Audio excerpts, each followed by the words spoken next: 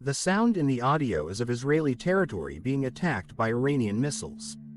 This is the first direct Iranian airstrike on the Israeli mainland since the founding of the Islamic Republic of Iran.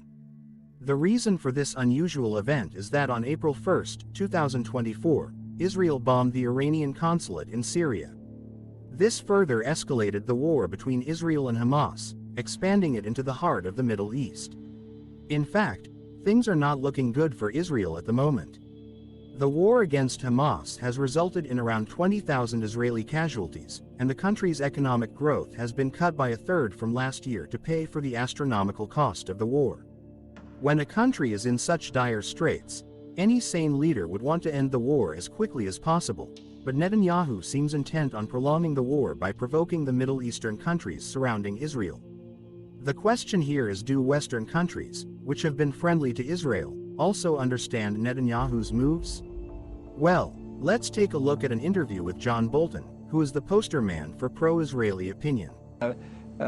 Eliminating several top leaders of the Iranian Quds Force, it also crossed an Iranian red line. They said, we will not tolerate any attacks on Iranian soil, and the soil of an embassy compound is considered to be the sovereign territory of the embassy. Now, of course, Iran crosses whatever red lines it wants, but now Israel has crossed one of theirs. So as stated in the interview, even John Bolton believes that Israel has clearly crossed a red line.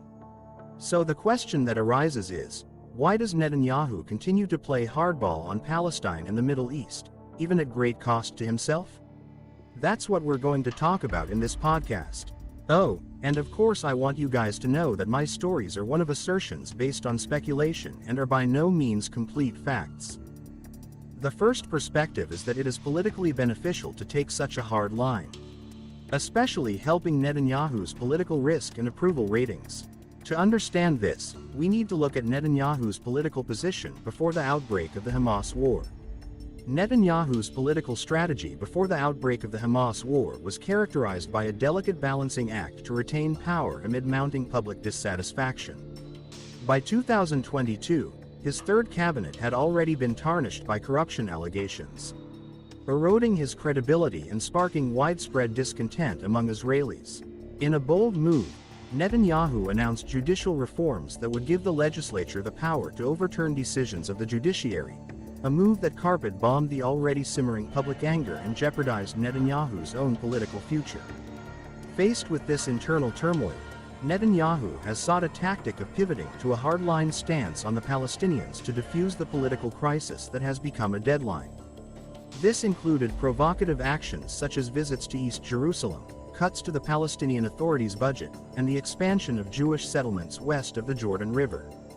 These measures not only escalated tensions with the Palestinians but also succeeded in redirecting Israelis' dissatisfaction away from Netanyahu and towards external targets. The culmination of these efforts came with the eruption of the Hamas war, which Netanyahu effectively utilized to consolidate his position.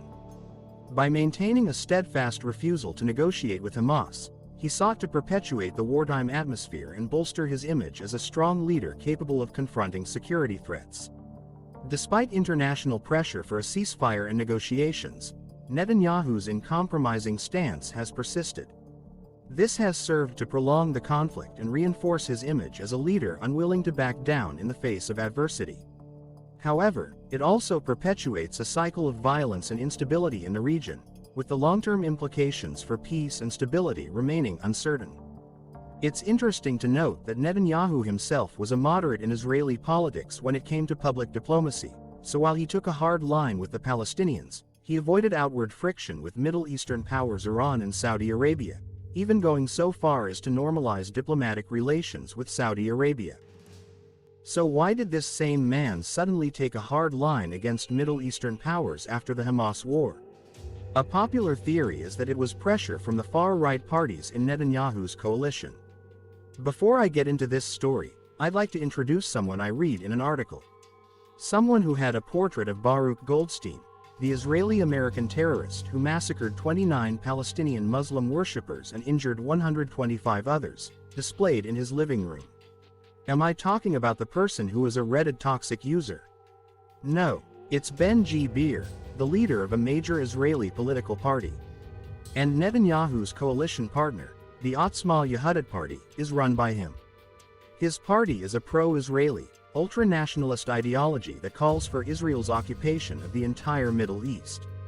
The problem is that the current Minister of National Security in Netanyahu's cabinet is also Ben-Gvir, and advocating an ultra-hard line in the war against Middle East and Palestine, including considering a nuclear strike on civilian-free Gaza. Not only that, but the other coalition partner in the cabinet, the Religious Zionist Union Party, is also a far-right party that has adopted an ultra-hard line on Middle Eastern countries, so there is an interpretation that Netanyahu, who has heavily incorporated the opinions of his casting vote in his coalition, will continue to take a hard line against Middle East and Palestine. Of course, we can't read Netanyahu's mind, so we can't be sure that any of this is true, but if Netanyahu had used common sense on the battlefield, none of these hypotheses would have been raised in the first place. It was not Israeli civilians in Gaza, nor Iranians in the Iranian consulate who massacred Israeli civilians in the Kfar Aza kibbutz, yet they persist in dropping bombs on their heads, expanding the battlefield and pushing innocent Palestinian citizens of Israel into a battlefield hell. And the plain truth is that Netanyahu has no intention of stopping now. That's why we on the outside need to pay attention to the civilians being victimized in Gaza and elsewhere. We don't have to be there to help, but even a little bit of compassion can add up and provide meaningful assistance. Thank you for listening to my podcast, and I hope you guys have a perfect day.